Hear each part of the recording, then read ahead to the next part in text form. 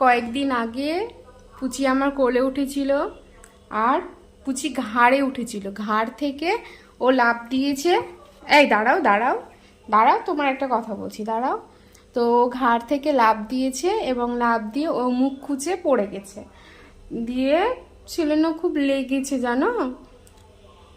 আর ও দুটো দাঁতও ভেঙে গেছে ওপরকার।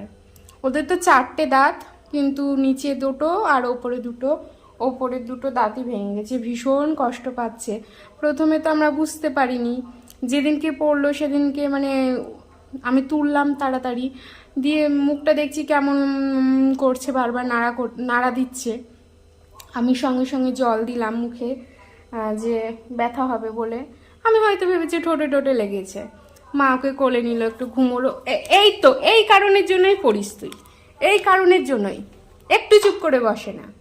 সেদিনও ঠিক এরকমই, ঘাড়ে উঠে ঘাড় থেকে এক লাফ, ওঠার জন্য ব্যস্ত, কোলে ওঠার জন্য। দিয়ে ওপরের দুটো দাঁত তার কদিন পরে দেখছি ভেঙে গেছে। দিয়ে দেখছি খেতে পাচ্ছে না, চুপচাপ বসে থাকছে মন খারাপ করে। দিয়ে মা তখন দেখছে যে দাঁত ভেঙে গেছে। দিয়ে এবার কী করবো, এবার পুরোপুরিও ভাঙেনি না দাঁতটা, ওই মাড়ি থেকে একটু নিচে মানে দাঁতের মাঝামাঝি থেকে অর্ধেক ভেঙে মানে ভেতর দিকে ঢুকে গেছে, মানে নিচের দাঁতের এই ভেতর দিকে।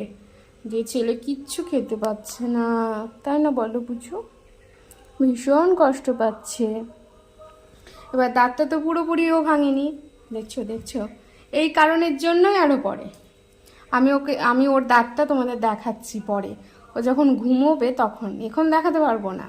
তাণ্ডব শুরু করে দিয়েছে, কিচ্ছু খাচ্ছে না, গাজর না, পাতা না, ভাতও খেতে পারছে না। মা দেখলাম আর একদিনকে পাতা ছিঁড়ে ছিঁড়ে একটু একটু করে ছিঁড়ে ছিঁড়ে দিচ্ছিল, মানে ছিঁড়তে পারছে না তো, দাঁতে জোর নেই। শুনছে আবার ওর কথা বলছি বলে, খুব বুদ্ধি। পরে দেখাচ্ছি তোমাদেরকে ও দাঁতটা।